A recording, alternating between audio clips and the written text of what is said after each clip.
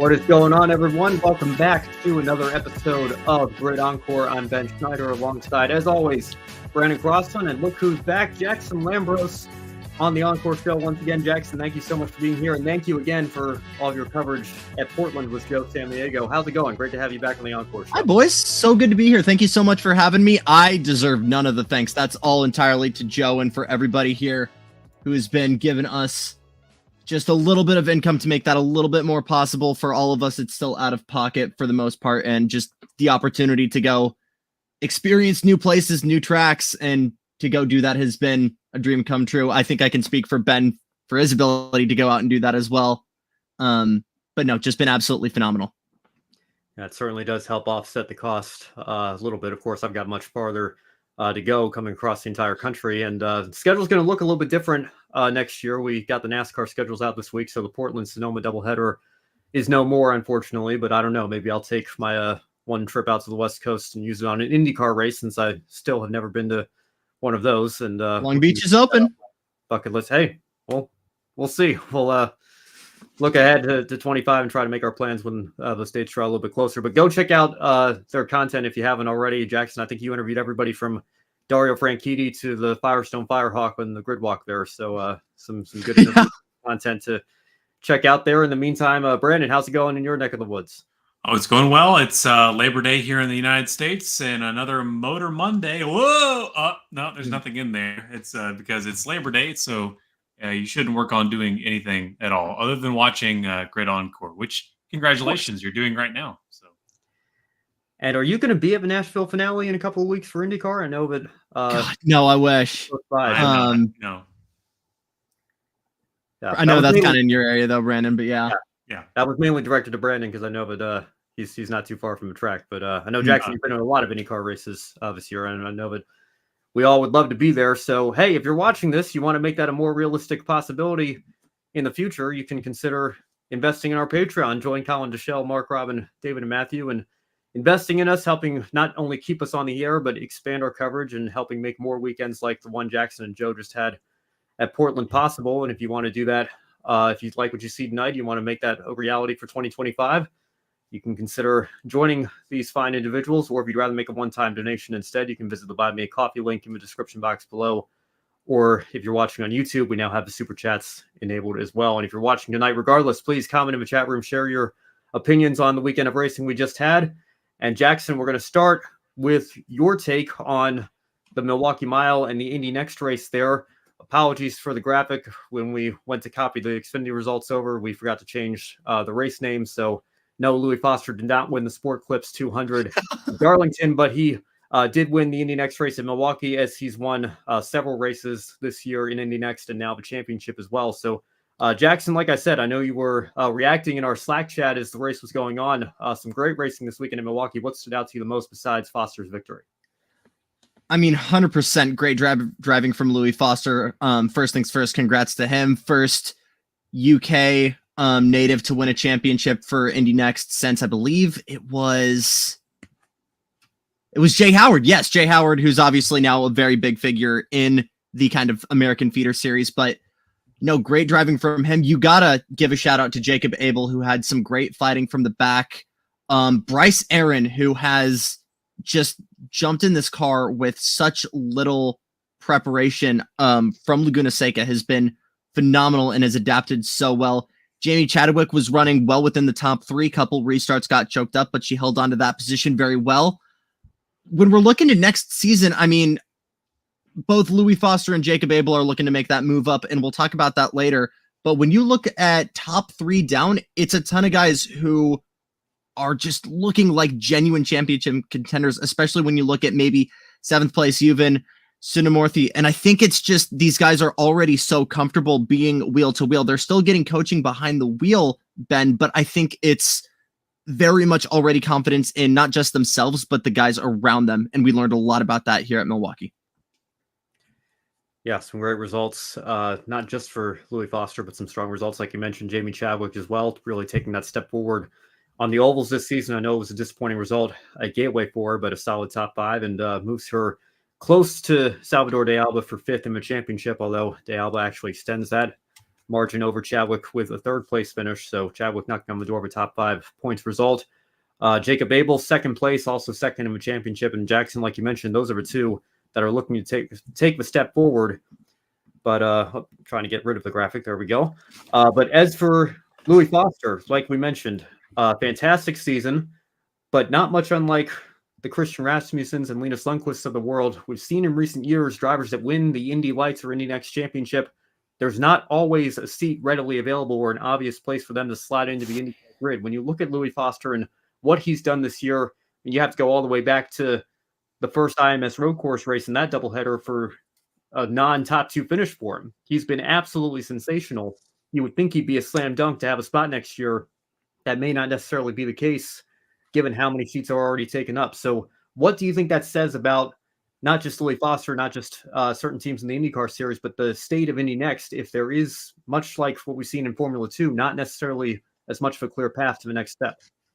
I think it's just an increased level of competition, not just on track, but for these seats. I think we're easily in one of the most competitive silly seasons in recent history that I can think of, especially when you're talking about guys like Linus Lundqvist, Christian Rasmussen. Both of those guys are essentially on 1-year contracts. We could very well see them not at the same place next year. When you also take into consideration maybe some of the veterans trying to reshuffle, Alexander Rossi, that's still a 90% on where he's going to be next year. Talking about Formula 2 guys, we know that maybe we could see Logan Sargent coming over from F1, maybe a handful of F2 talent trying to get their toe in the Indy NXT water, or excuse me, the IndyCar water as well. So I really don't think it's too much on James. It's just a matter of this is so competitive to even be here in the first place. I think, unfortunately, like Formula 1, it's just a matter of you got to wait a season or two and hopefully you'll get an opening. Hunter McElroy, another fantastic example, had a great race at Toronto. Still nothing full-time yet. Hopefully something soon for that young man because he did fantastic at Toronto. But no, you just think of so many guys that deserve full-time rides here, and everything is such a big maybe here, especially after Nashville. Yeah, well, it does seem like it works better for certain drivers than others. And we saw, of course, Nolan Siegel. I think people might have forgotten by now. It looked like it was going to be a battle between him and Louis Foster and Jacob Abel for the championship. And then Siegel got the call up to the IndyCar series and still, I guess, 17th in Indy NXT points for whatever it's worth. But his main focus has been on IndyCar the last several months. But Brandon, I don't know if you have any thoughts on the situation of the driver market that Louis Foster might be looking at that may not have as many openings as he would like. What do you think that says about the current state of the IndyCar series? Yeah, it's other than it's just sad that we have talent like Louis Foster that can't have a ride in IndyCar because of the seats, the lack of seats, and how similar that is to the European ladder today, and which we'll talk about here real soon. But yeah, it is sad that that's the current state we're in right now, and just not feasible, I guess, yet to have new spots be created to be available. Yeah, well, the comparisons to the F2 and F1 ladder, I think, are very apt here. And again, we'll transition here, I guess, to our first open segment of the night and some news that broke regarding an F2 driver. Of course, primarily in America, all the press was about the driver being replaced. In Argentina, I'm sure all the press was about the driver getting that seat. F2's Franco Colapinto, who was 6th in the standings at the time of his promotion, part of the Williams Driver Academy. We all are not too surprised that Logan Sargent got the boot from Williams and his F1 seat, I think, but who his replacement was in Franco Colapinto, I think, was a surprise to many. People were saying it might be Mick Schumacher's return to Formula One. People thought Liam Lawson might come on loan from the Red Bull Racing development program, just as Alex Albon did when he joined the Williams team in 2022, coming over from the Red Bull family. But it ends up being one of Williams' own driver academy drivers in Franco Colapinto in a bit of a surprise move. So, Jackson, since you're our guest tonight, I'll let you have the floor first here. What was your reaction, not just to Sargent being replaced, but Colapinto getting the nod, and then a solid debut, all things considered, for him at Monza this weekend? No, good running for him. Absolutely. I mean, Ben, we've been talking about this since summer break last year, of basically this was the decision point right here around summer break for 24 of whether or not they were going to keep this kid. And it sucks to see him go. You could obviously play the American angle for it, but he's just not contributing enough for this team right now, especially when they're well back in the points and it's not even a close competition right now when you compare it to Alex Albon. I think the real question, though, is Franco necessarily the guy to step in? It's not a top tier guy. Obviously, maybe you don't want to go back to the well and try grabbing a guy like Nick DeVries or someone with former talent. There's a plethora of ex-Formula One talent or maybe F2 talent ready to make that jump up. And I think, unfortunately, it's just another very, very marketing forward decision from Williams, because he's bringing in, I believe the company's name is Mercado Libre, Argentinian-based online company that's bringing in a good amount of sponsorship money, which is exactly what Duracell did with Logan Sargent and the amount of American brands that came on with Logan signing. So, unfortunately, I think it's about as close you can get to doing a pay driver without doing a pay driver. If he's not bringing money, he'll bring money alongside with him in another way just because of where he's from and what he's doing. And all I can do right now is hope that Franco proves me wrong right now, because I have a great knack on this show for saying this guy's going to do nothing and proceeds to have a fantastic standout season. So I can only hope that this dude absolutely rocks Formula One's world and we get some great representation for Argentina. Right, I do too, Jackson. Yeah. I wasn't going to bring it up, but yeah, great season for Will Power. And in an alternate world, depending on how that Milwaukee race went, maybe could be leading the point standings with one race to go here. But let's wait until Nashville, because we will bust out the Baja Blast for that, but that's another conversation for another time. There you go. Brandon, what are your thoughts on the Colapinto situation at Williams and Logan Sargent getting the boot? Well, you guys mentioned names like Mick Schumacher and Liam Lawson, and I'm exactly just as surprised as you that it wasn't one of these names that we're familiar with, well, or at least in the Formula One ladder of names. But really neat to see a driver from Argentina be on the grid. And hey, you can't knock a 12th place finish just 2 positions away from earning points there for Williams at Monza. That's fantastic.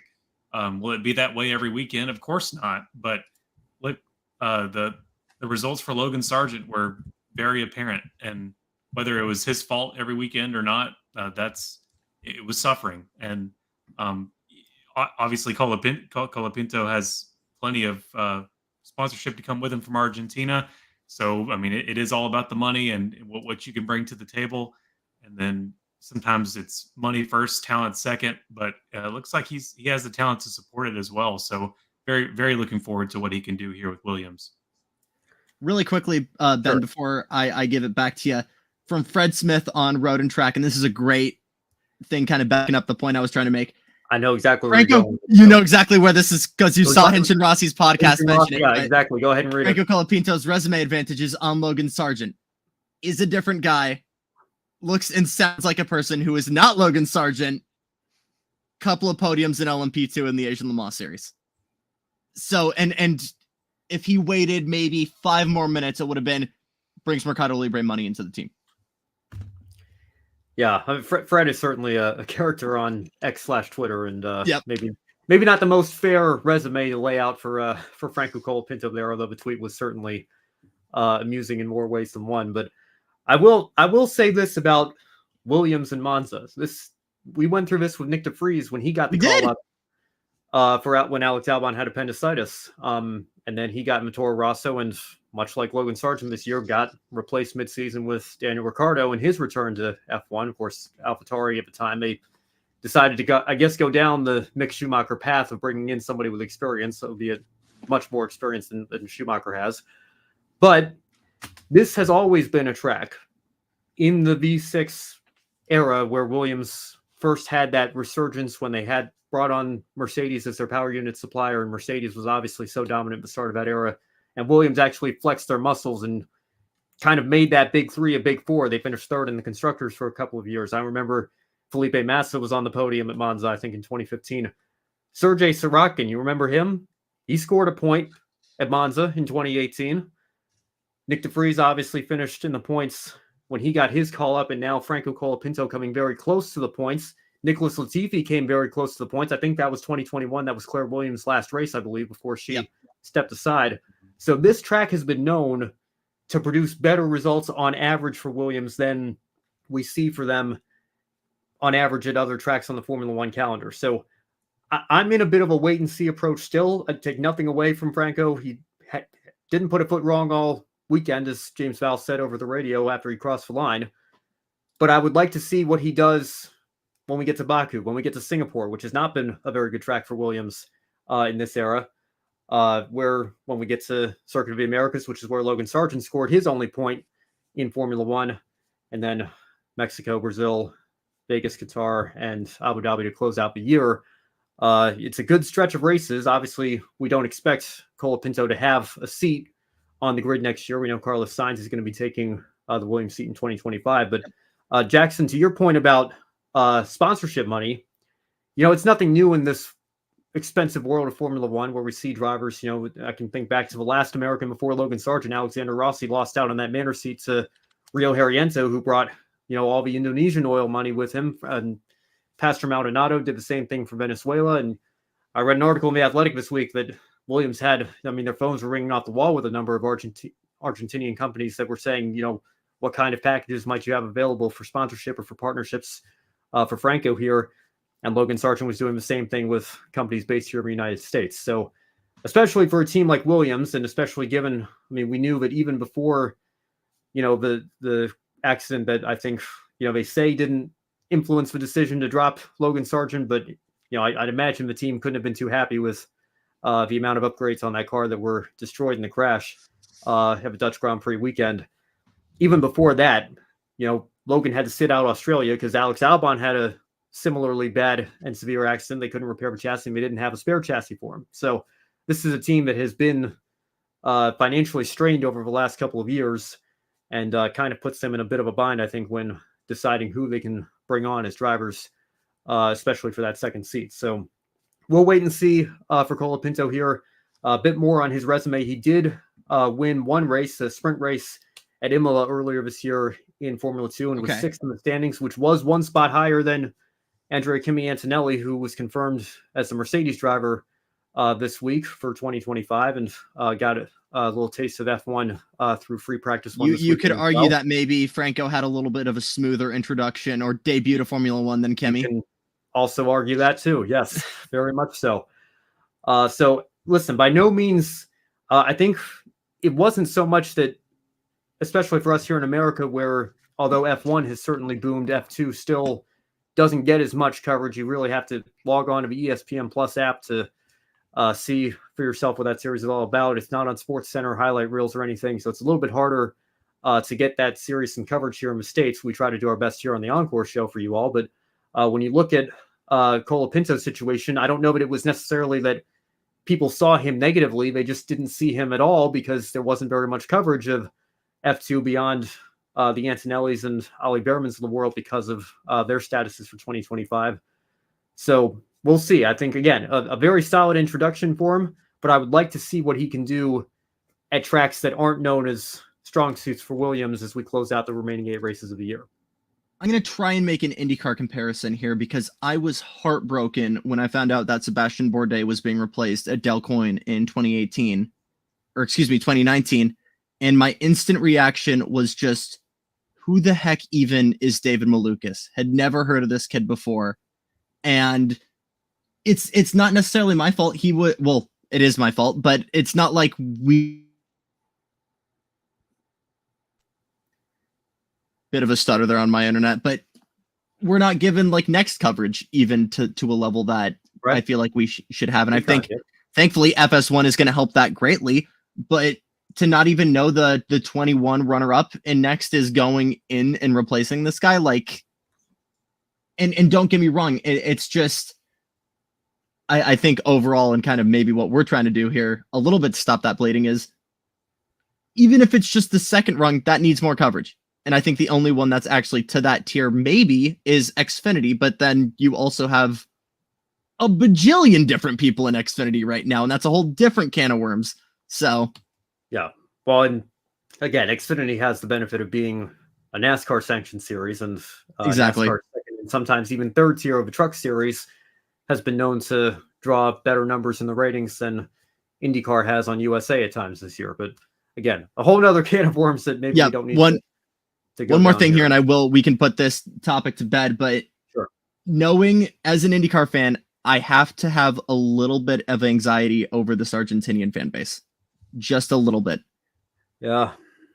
Unfortunately, looking at how people reacted to even when teammates of Agustin Canapino managed to collide with him and when it seemed like a racing incident, some people got a little too emotional over it. And we can only hope if and when something like that would happen for Franco, we don't have the same level of outbreak, or Formula One, Williams, whoever it may be, is able to address that way quicker than Juncos or IndyCar ever did. Yeah, and I want to say, I don't want to make sure we're not casting the entire Argentinian sports fan base into one particular light here. But you also see it. I mean, Lionel Messi is perhaps one of the most famous athletes in the world right now, and Argentina obviously has a very strong record in soccer, and with their World Cup win and Copa America victories the last couple of editions of that tournament. And those fans, I think, similarly, we saw that a little bit with Colombia this year, or this summer rather, just a couple of months ago. Some of those fans can get a little bit out of control at times as well. So again, certainly not painting the entire country or entire fan base. We're not mentioning everyone. There are some people that maybe get a little too attached. Yeah. And those are the people that F1 and Williams might need to get a tad worried about. And to be fair, that can be true for any fan base in any country. Oh my gosh, We have seen it with Canapino and IndyCar a little bit this year, and there is no place for the kind of behavior that we heard some people within IndyCar were having to put up with just because of incidents on the track. We have to remember at the end of the day, we are very passionate. We all are about this sport, but it is just a sport at the end of the day, and it's not worth fighting over to that degree. So, I am certainly disappointed that we're back to that state of not having an American on the F1 grid, which has kind of been the status quo for many, many years in Formula One. We certainly understand why the decision had to be made, and nothing against the replacement for Logan Sargent and Franco Colapinto. We wish him nothing but the best as he starts his Formula One journey, and hopefully it's not just a 9-race run, and if it's not 25, he can at least be on the cards potentially for 2026, and who knows what that driver market is going to look like. I've got a feeling the silly season is going to ramp up even more than it has this year. Oh, yes. All right. Let's move on now to the NASCAR Cup Series race. And none of us were on the wrap-up show this afternoon, but I think we have to give our thoughts very briefly on what was a thrilling and entertaining finish. And listen, I'll give the playoff defenders this one. As much as I still do not like the system on principle, it certainly gave us one heck of a finish. And the Southern 500 also gave us one heck of a finish. We have to remember that for all the discussion about the playoffs, all the discussion about those implications, this was a crown jewel. And Chase Briscoe, in a year where Stewart-Haas Racing announced that they're shutting down, they have not had the performance that we came to expect from them when the boss man, Tony Stewart, was in that car, especially. He straight up outdueled Kyle Busch, one of the best in the business, although he has not had the year that he wanted either. He missed out on the playoffs for the first time in over a decade, but he outdueled him just as he did at this track in the Xfinity Series 4 years ago. A highly emotional victory. Jackson, again, I'll go to you first. What were your thoughts watching that finish and watching NBC's nonstop coverage of Kyle Busch's onboard? Does it look like he was closing the gap and then Briscoe would pull away right a little bit? Just thrilling stuff.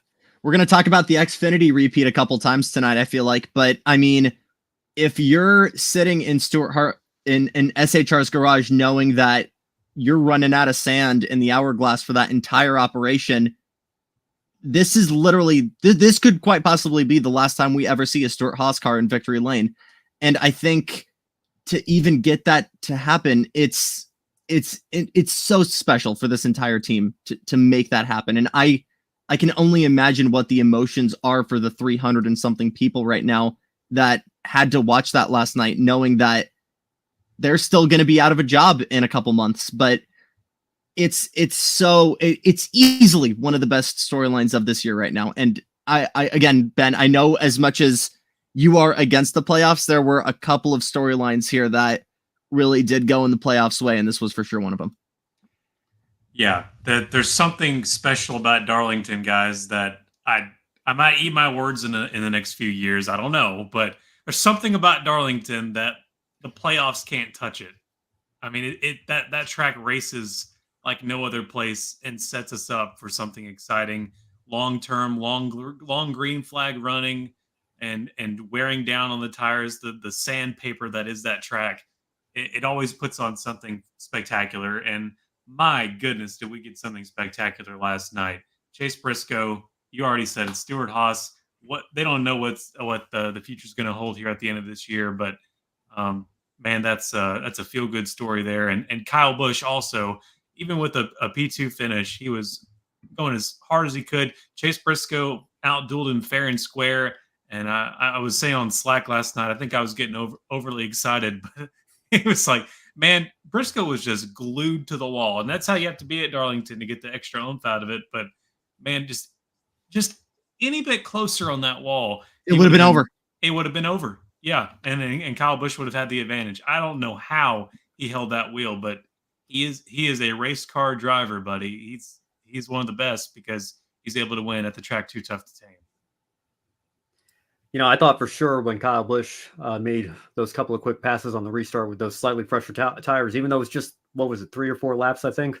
To your point, Brandon, about how quickly the tires age here. I mean, we saw, you know, even if it was a caution just after 3 green flag laps, almost everybody was coming into the pits because they knew that was their only hope. It was Ross Chastain's only hope to stay out on 9-lap old tires, and he actually, credit to him, got a much better restart than I think anybody was expecting there. But that shuffled up the order a little bit. But he was pulling a Hail Mary to do what he had to do to make the playoffs. But I think that I come away from this with the same reaction that I had when Harrison Burton won last week. And it was, this is such a great story, regardless of what it does for the playoff picture. To have Harrison Burton win with Jeff Burton in the booth and the lowest ranked car in the point standings, lowest ranked full-time driver, I should say, in the driver's point standings at least, winning at Daytona of all places for his first career win, the Wood Brothers 100. So many great storylines before you even mention the fact that it locks him into the playoffs.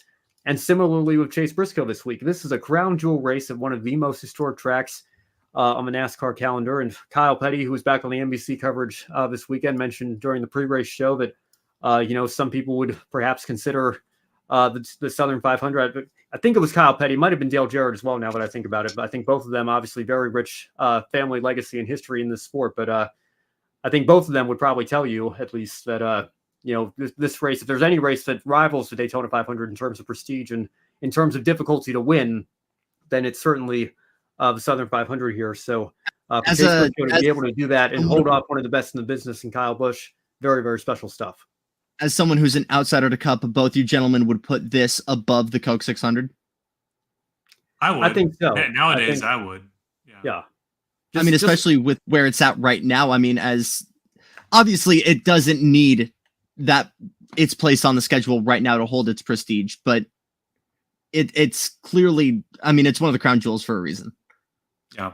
And Kyle Petty, speaking so good about it, is coming from the same guy that wishes that the place was turned into a bass tournament fishing pond whenever he was racing because he couldn't figure it out. There's just some drivers that just can't figure it out and hate every time they go there. I think of Chase Elliott last night. He was just ready to move on.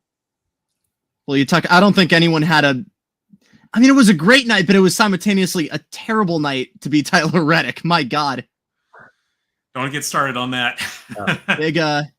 Big Tony Stewart fan. Yeah, memories of that being brought back. That's a long-term reference. Watkins Glen. Yes, very gutsy effort from Tyler Reddick, literally. Quite literally. Yeah, and to win. I mean, talk about playoff implications. And again, I hope that this does not deter Kyle Larson from trying a double again this year, because it is unfortunate how that all worked out. But by 1 point, ends up winning the regular season championship, and that elevates his status heading into the playoffs a little bit. Although it should be noted, the 5 team hung on to the Owners' Championship because of such a good job Justin Allgaier did filling in for Kyle Larson at Charlotte. So again, for what feels like the 3rd or 4th consecutive year, there is going to be a little bit of a difference in the drivers' playoffs and owners' playoffs. It'll be interesting to keep our eye on here. So I'll continue to die on that hill as well. The Owners' Championship matters, and I hope that it gets the coverage that it deserves here, because we do have that discrepancy again as we head into the playoffs here. But again, well done to Chase Briscoe. Congratulations. And well done to Kyle Busch as well. I know that he's still looking for that victory, and I know that it's going to be unfortunate for him to be locked out of any higher than 17th in the point standings this year, but they're knocking on the door, man. They keep running like this. I think,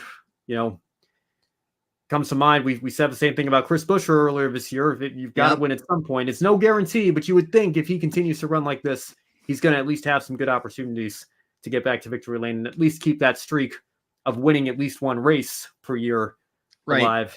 Because it's what, an 11-year playoff streak that's been broken now? I believe so. It was 2012, 2013, somewhere in there, I think, the last time he missed it. So Denny Hamlin, I saw this as well. Now the only driver to make the playoffs in the 16-driver elimination era. That dates back to 2014. So well done to him. You'd imagine he just had to have won a championship in that time. No. No. I mean, he has as an owner, technically. You can't even, but you can't say that. You can't say that now, because what did I just say about the 5-team winning the Owners' Championship for the regular season?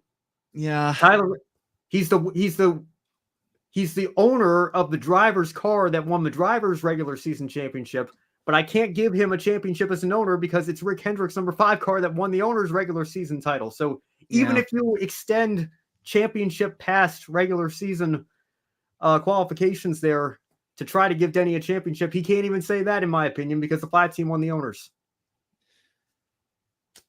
This feels like a bajillion dominoes, and for whatever reason, I feel like the playoff waiver given to Larson was like one of the giant ones.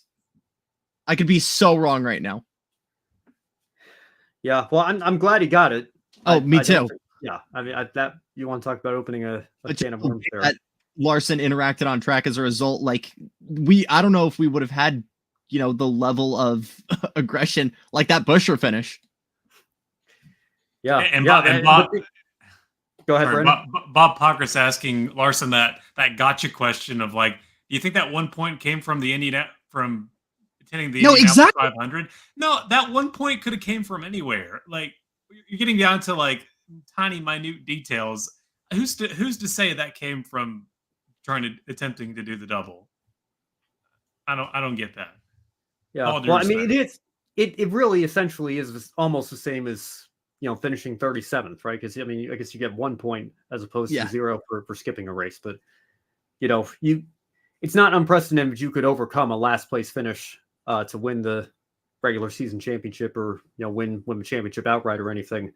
Of course, I guess every point does matter, and you're not going to see anybody skip a race intentionally. Of course, Larson always intended. I think this is why he got the waiver. He always intended to get to Charlotte, and even after the race started, still made the flight over there. And it's just really unfortunate the weather did not cooperate. So I hope that he can come back and do that again this year. But regardless, lots of storylines to talk about. We'll see if Kobe follows up on any of those on Grid tonight. I don't know exactly what the plan is for Wednesday night. We're still waiting for some news to develop, as it usually does on Mondays and Tuesdays of the week. And Jackson, I see you've put in our private chat here. We're going to let you go here. Thanks again for joining us for the first half hour. But do you have word on something from IndyCar that you're waiting to tell us? Gentlemen, I leave you with something from IndyCar president Jay Fry, who said just a couple minutes ago on X, Twitter, quote, "A new lighter chassis is in the works, but the current Dallara Group chassis needs to be celebrated. Our drivers continue to walk away from over 100 G hits, as well as breaking venue, speed, passing records, fast, loud, authentic, safe racing." So you heard it here first, folks. We got a new chassis finally in the works. We don't have a timeline. The one thing I asked drivers in Portland, if there was one thing that they wanted out of a new car, what would they want it to be? Lighter. This thing's only got on weight because of the aero screen and the hybrid system. We're finally going to get that shaved. So we don't know the timeline. We know it's coming, though. It's been way too long, man, for a way new chassis. Too long. We've just been waiting 12 years. So long. Yeah. And really, the hybrid edition, but still it's on the IR18. So, I mean. Yeah, well, and the IR18 is really just the third generation. It's the third different dress that EW12 has put on. Yeah. Right. You had the Chevy and Honda Aero kits for a few years, and then, the IR18 is essentially still the DW12, just with some minor Aero kit modifications here. So to get word that that is coming is certainly good news, although we thought the hybrids were going to be coming on a certain timeline, and then that continually got pushed back, and even this year wasn't ready to debut until the middle of the season. So we'll keep our eye on it. Yeah, it's almost becoming the boy that cried wolf. We're waiting for the wolf to show up. Yeah, certainly hoping for the best for this series, because again, when it's on its game, I think the racing is some of the best in the world, and we saw more of that in Milwaukee this weekend with the doubleheader. But it's just been unfortunate how the series has been kind of mismanaged over the last several years. But a great crowd in Milwaukee this weekend, and people putting their money where their mouths are. And makes me so happy. I don't want to get into this too much right now. You guys still have plenty of show to go through, but great stuff this weekend as an IndyCar fan. Absolutely. And Jackson, thank you again so much for joining us. Great to hear your perspective on things, and hopefully we'll have you back soon. For sure, boys. Thanks so much. All right. Have a good one. All right, let's transition now, Brandon, over to the Xfinity Series, and not too much to talk about in terms of who won the race. It's a Cup driver in Christopher Bell.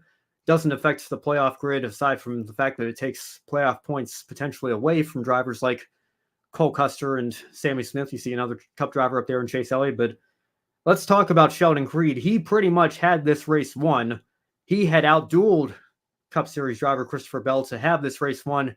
And then AJ Allmendinger had a problem. The caution came out. Creed lost a couple of spots on pit road and was not able to recover from that, and Christopher Bell ends up getting the win. So it doesn't put another marker in his runner-up finishes column.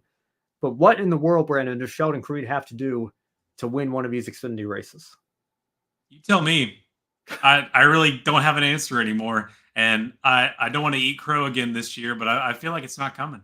I mean, that 18 car, I think back to Daniel Hemrick trying to get something done. I don't know. I don't think it's coming.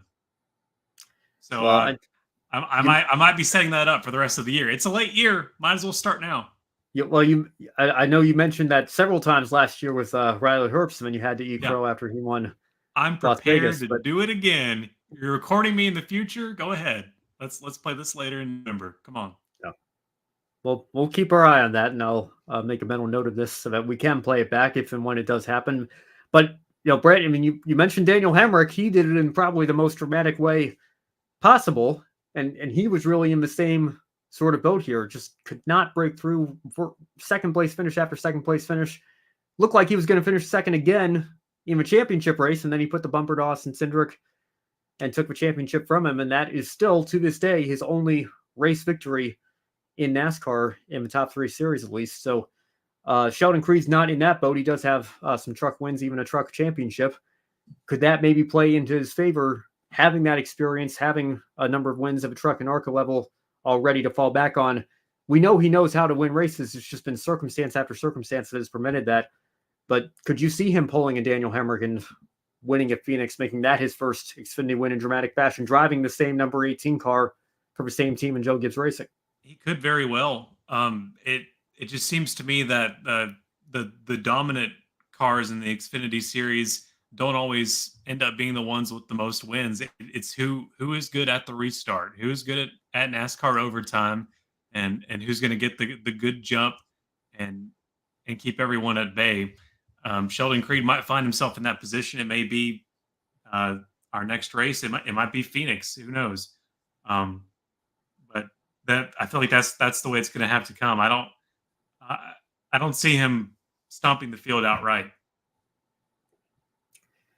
All right, we'll leave it there for Creed, and we'll see. Again, you would think at some point, if he keeps running like this, it would be inevitable. But the racing gods have had different plans a dozen times now or so. And again, I guess second in class, you could say, because Bell's a Cup regular, but another disappointing, heartbreaking moment for Sheldon Creed. We'll see if that win does come here in these final few races, or if he's going to have to wait until next year when he moves over to the Haas Factory Team. So even if it doesn't come this year, he still has next year to look forward to. And I know that Haas team has very high ambitions for next season, their first season in kind of this reimagined era for Haas and NASCAR. So we'll keep our eye on that as well. In the meantime, before we move on to ARCA, Brandon, I want to do a check-in here on Shane Van Gisbergen, a very impressive seventh-place run here for him in the Xfinity Series at one of the most challenging tracks. How would you assess how his season has gone so far and how he's adapted to the ovals to the point where finishes like this are possible. I would say SVG is a very fast learner, as you can see here in the Xfinity Series, and hats off to him for um, allowing himself to be in the College car for some of the Cup races, including this weekend. Didn't go so well for him on Sunday night, but man, that's a great top 10 finish there for him. And this is one of the toughest. Well, I can go ahead and say it. I should say this is the toughest oval from many opinions on the calendar to learn and how to get just right. So that shows you a ton of how much he's gaining experience and improving at a very exponential rate. Yeah, I mean, the track has too tough to tame. That's the nickname that it's been given, or one of the nicknames it's been given, was how much history it has. It's also known as the Lady in Black, and one of the most historic places on the calendar, and a very difficult track for rookies to come in and learn, and certainly somebody who's still trying to adapt to the ovals here in his rookie Xfinity Series season, and who's going to need that experience when he goes full-time Cup racing next year for Trackhouse. I think a 7th place finish is certainly something that he can be very satisfied with, and building off of another strong run, 4th place in Indianapolis. And we'll see here. He could very well be leading the playoff grid when the playoffs start because of those 3 victories on the road and street courses this year. So again, in this crazy world of the playoffs that we have, we got Watkins Glen coming up as well. I know it's not a playoff race for the Xfinity Series because of the playoffs being a little bit shorter, only 7 races here, but you've got the Roval. I mean, who knows what SVG might be capable of if he puts in performances like this, and all you have to do is get to the championship 4. Who knows what happens? I'm not saying he should be a championship favorite, but the way this series goes sometimes, who knows? I wouldn't put a deep playoff run past him with how many playoff points he's going to have accumulated here. Yeah, I wouldn't at all. And then I think about the Charlotte Roval as well. Equally excited for him to make his appearance there. And my first time to be able to say it, congratulations on the Trackhouse Racing deal with the 88 next year. That's some huge news, and some people a little skeptical to see that come back at a different place. But like, numbers aren't owned by particular teams forever; they're owned by NASCAR, and so the way you repurpose them, that's just the passage of time, and that's just the way things go. Although it does make me a little curious about how much possibly Dale Jr. might be involved with Trackhouse Racing in the background. Something interesting to keep our eyes on. Yeah, Connor Zilich, who knows what might be in development there. But again, Brandon, to your point, I would argue that Junior's not even the most famous Dale to drive the 88 in many respects. Yeah, Jared would be the first one there, maybe. Yeah, and I think when I think of Junior, I think of the 8 first anyway. I know he technically drove more races with the 88 than he did with the 8, but Austin Dillon's in the 3 car now. Yates brought the 28 car back. We didn't think they'd do that again. They brought that back for a couple of years. So, numbers aren't retired in the sport. Numbers aren't owned in this sport. Even, I mean, how many legends have driven Denny Hamlin's 11? I mean, think of all the legendary numbers that have driven that, drivers that have driven that number. So I'm looking forward to seeing what SVG can do next year, and looking forward to seeing what he can do at the end of this year as well, still in the Xfinity Series. So good things coming, I think, for the former Supercars driver, who's I think adapted very well here to NASCAR in only just really a little more than a year, and looking forward to seeing what the future holds for him. We move on now to the ARCA Menards Series for the second of 2 dirt races this year at DuQuoin, and once again, a very dominant performance, though not this time by the pole sitter, not this time by William Sawalich. Brent Cruz took the lead immediately on the start and proceeded to lead all 102 laps. The race did go into overtime very briefly. Sawalich gave it one last effort, couldn't quite get the job done, but Brent Cruz won the race and was ineligible for the dirt double, if you will, because he was supposed to be at Springfield. Unfortunately, he had a Cars Tour postponement conflict that he had to fulfill. So Isabella Robusto got in that car and did quite well, finished second to Sawalich in that race. But Cruz, once again, another full-timer, or another non-full-timer rather, winning in ARCA, and we are now 16 races, 80% of the season in. We still don't have an Andres Perez, Chris Ryder, LeVar Scott victory, or any of the other full-time ARCA competitors. So that's going to continue to be an interesting storyline to follow. Could we pretty much be guaranteed a winless champion if none of the full-timers win a race this year? We'll keep our eye on that as the season goes on. But Brandon, I want to talk a little bit about the scheduling of this race, because this race happened right as the Southern 500 was finishing up. And I know ARCA, sometimes it's very difficult to schedule these races at the state fairs and the dirt tracks. It's part of ARCA's history. I understand why they're still on the schedule, but I imagine it can't be optimal for them to be going directly head-to-head with a NASCAR Cup Series race and a crown jewel at that. So is there anything that you think could be done to try to alleviate that or prevent that? Should NASCAR, now that they own ARCA, maybe work together with the series a little bit more to try to avoid that in the future? Yeah, I don't know. And you said it right there, the state fair thing with DuQuoin and things like that. I think I understand this a little bit more now that I see some of the context, and also with Labor Day weekend, it is more common to schedule things on a Sunday evening going into Monday or things like that. And you have to think about, I guess, all of the race fans that aren't watching the Southern 500. They're not at home. They're out and about. And if you're there in Illinois, then you want to be at DuQuoin and watch the ARCA Menards Series. But when I first saw that was scheduled with the Southern 500, I did have that thought of like, what, NASCAR, you have the ability to schedule around this. Why would you schedule something over yourself? Because I think we have a good idea what's going to win. I think the Southern 500 is going to win any day of the week.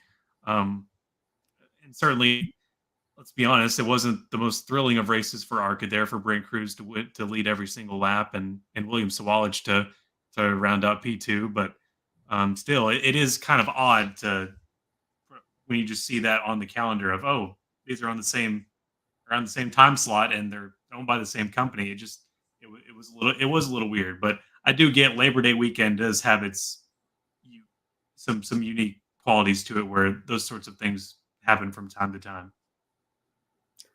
Yeah, and of course, obviously, neither of us are involved in the decision-making process for these series here, and there could very well be unavoidable conflicts that we don't know about. But at the same time, you do have to sit back and look at this and think certainly not optimal for either series. I think because I certainly, I'm an ARCA fan. This is a series that I cover for two different media outlets, and I had one eye on the ARCA finish as I was trying to watch the finish of the Southern 500. So although I didn't turn the TV off, it didn't negatively impact the ratings in that regard, I suppose. It did kind of have my attention split a little bit. So that was a little frustrating for me to have to try to follow both at the same time. I guess they expect diehard race fans to have their primary screen and then a side screen for ARCA. Yeah. I guess they expect you to do that and not turn off of one or the other so they don't lose ratings on either side. I'm sure that was it probably fell into this was a non-negotiable category, like either you have it at this time at DuQuoin or it's not happening. Maybe. Yeah. All right. So we'll leave ARCA there. We'll keep an eye on the championship fight as it continues on this season. But Andres Perez, like I mentioned, the highest finishing full-time driver. I think he has that, if not completely locked up. He's sitting in a very good spot here with just a few races to go. So we'll see if LeVar Scott can close the deal on his team, or close the gap rather on his teammate here a little bit as Perez tries to close the deal for the series championship. And would love to see them get a win. If they could take the fight to that 18 car or the Venturini stable. No, Venturini still has a few full-timers that are looking for wins as well. That would be a great story if we could get a full-timer in victory lane before the season wraps up. So we'll keep our eye on that. And we'll end the show tonight talking about Formula 3 and Formula 2. Formula 3 did crown a champion, and again, winless champion, Leo Fornaroli, with a very dramatic last lap, last corner move to apparently take the championship over Gabriele Mini. Unfortunately, Mini was later disqualified, so it looks like Fornaroli's championship margin is much bigger than it looked like it was going to be, I should say, as the race was wrapping up. But Brandon, I know you mentioned that you got to watch these races this weekend. What were your thoughts on what I think a lot of people were saying was one of the more dramatic championship finales we've seen in recent history, particularly in Formula 3? Oh, it's fun, and you gotta love coming to Monza for whatever you're doing, and it is very unique that Formula 3 crowns their champion so early at the beginning of September. But this is where they have their finale, and Leo Fornaroli did well in the sprint race, and then also here crown champion at the end of it. But did have a a few slip ups there mid race, and Gabrielle Mini almost took a little back and forth there with the standings lead, and then at the end as well, like you mentioned. So it was not. He definitely had to fight for it every single lap, and so it was very compelling to see a points battle come down to the final race like that for Leo Fornaroli, instead of just coming in thinking, well, it's all but over here for him, and he's just here to set it on cruise control. No, he had to fight for it. So it was a fun race, and also the last year for this F3 car here. They're going to debut a brand new type going into 2025. So sort of a farewell here for the F3 as we know it. Yeah, good point. No Jackson teased that. It looks like IndyCar might finally have some developments on their new chassis. F3 also getting a new chassis this year. I apologize. I think I had it right the first time. It's Gabriele Mini Gabriele Bortoletto. We'll talk about him in Formula 2 here in just a moment. The last I just remember Mini. Yeah. The last I was telling you from last year. Yeah. I was telling you most of these names, the 7 and 8 syllables are a little difficult. Yeah. Well, Sammy Megatunif, I think I got that right. That was the feature race winner from this weekend, and Tim Tranitz. Congratulations, Tramnitz, M before the end there. Hopefully the mic picked that up. And the sprint race winner as well. Winning the sprint race. So congratulations to the both of them for ending their seasons on a high. They were 8th and 9th in the championship respectively as well. So we'll see what the future holds for them. But again, Mini, even with the disqualification, still hung on to second in the championship, 23 points behind Leonardo Fornaroli as it reads. But again, taking that disqualification out of the equation, it certainly was still a very thrilling championship fight that went down to the last corner on the racetrack. So take nothing away from that. Well done, Formula 3, for putting on a great show. And then Formula 2, looking ahead to next year, Oliver Behrman, who it sounds like is going to be in the Haas at Baku with Kevin Magnussen picking up enough penalty points to warrant a race ban. We'll see. He might get a taste of that Haas a little bit early. Of course, he had the debut with Ferrari earlier this year. Hasn't been the F2 season that he was hoping for in terms of a championship fight, but he picked up another win in the sprint race. And then Gabriele Bortoletto, the reigning F3 champion, winning in Formula 2 in the feature race. Isaac Hadjar, meanwhile, had a very poor weekend, didn't score a single point in the sprint or the feature. So what looked like he might have one hand on a championship sort of situation. Bortoletto certainly closed that gap, especially with that feature win. So with 3 rounds to go, with 3 sprint races, 3 feature races, by no means is this championship over. We could see Bortoletto still take the fight to Hadjar as well. So going to be an interesting final few rounds in Formula 2 as we close out 2024. All right, we'll leave it there. And Brandon, as we close out the show tonight, what is your one shining moment from this weekend? I see it now on the script. I think a lot of people's one shining moment, given the effort that this driver had to put in to just finish the 500 miles of Darlington.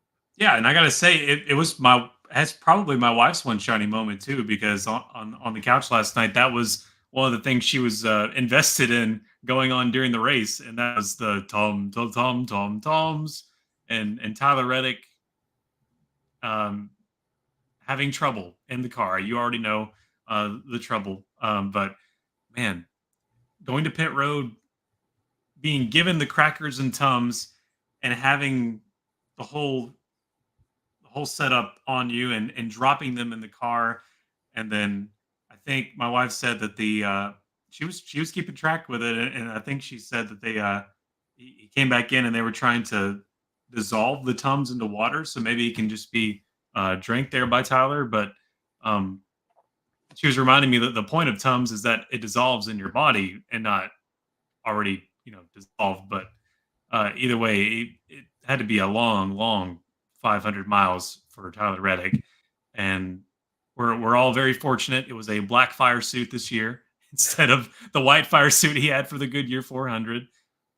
So, and also it was a good night for the guy who has to clean up the interior at the end of the race. So everyone, all things were good, and we're all good there. Tyler Reddick, you were a trooper, and also you won the regular season championship. Props to you for having a smile on your face at the end of all of that. despite some of the past regular season championship pictures.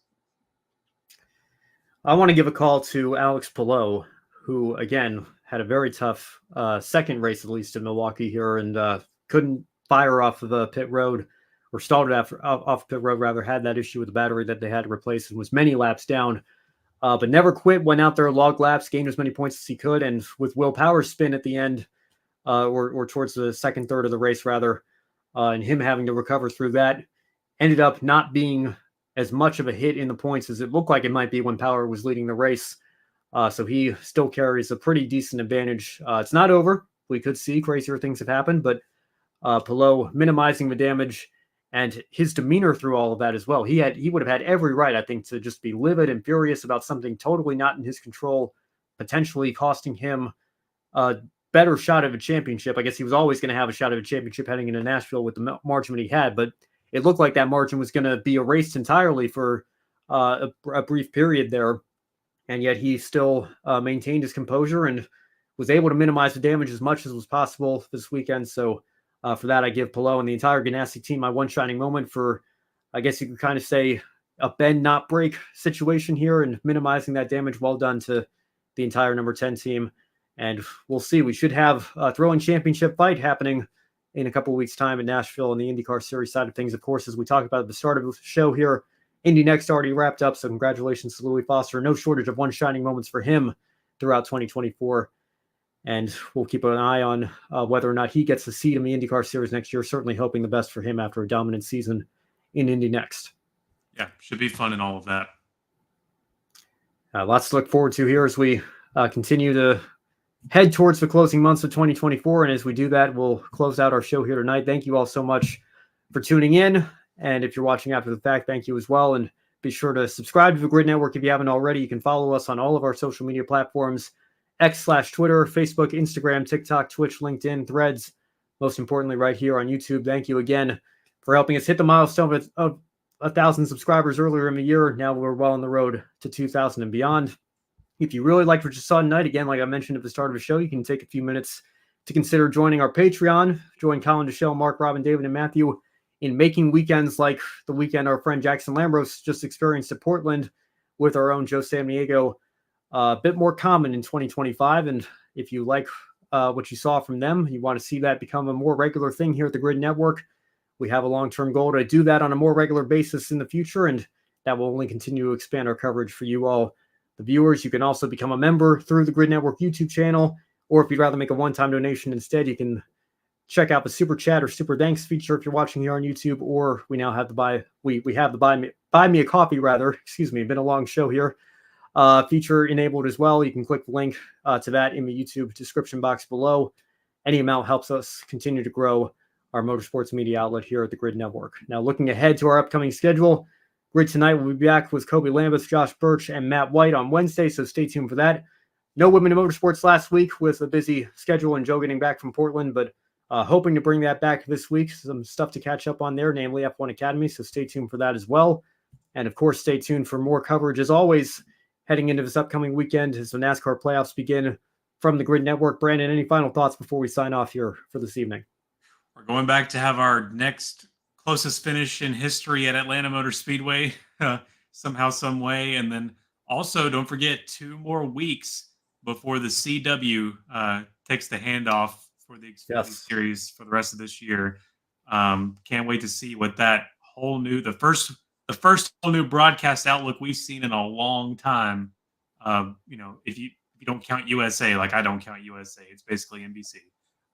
So I mean, brand new outlook, new philosophy of a NASCAR broadcast. Can't wait to see that coming here very, very soon at Bristol. Yeah, and I think USA even did a couple of races in 2016 before NASCAR took the Olympic break, before that was a thing. They carried on, and I think NBC just had to. I think CNBC might have hosted a race as well, just with the overflow of all the Olympic coverage. So, yeah, I mean, and I don't even know. From what I understand, I think NBC is going to help the CW with this transition. I think it's still going to be Rick Allen and most of NBC's production team is just going to air on the CW, and then they take over full-time next year. So we'll see what that looks like, though. I'm excited to see that. So looking forward to it. I want to give a call to like we mentioned, Brandon, it's been a great year, I think, for NASCAR in terms of photo finishes, and specifically Daniel Suarez at Atlanta, Kyle Larson earlier this year, Kansas over Chris Buescher. And again, when you think of those finishes and who they edged out there, Chris Buescher by 1/1000th of a second, Kyle Busch by 7/1000ths of a second. And neither of those two drivers were able to get a win throughout the rest of the regular season. They're both not going to be in the playoffs here in 2024. That is how important winning is these days here in this sport. And again, like I say, as much as I'm not a fan of this system in principle because of how many flaws I believe it has, you cannot deny that winning is just as important as it's ever been. And I think you've got two guys in Chris Buescher and Kyle Busch that will certainly tell you the same thing, given how the rest of their seasons turned out. All right, we'll leave it there. Thank you all again for tuning in here. For Brandon Crossland, for Jackson Lambros, I'm Ben Schneider. Thank you all so much. We'll see you next time right here on the Grid Network.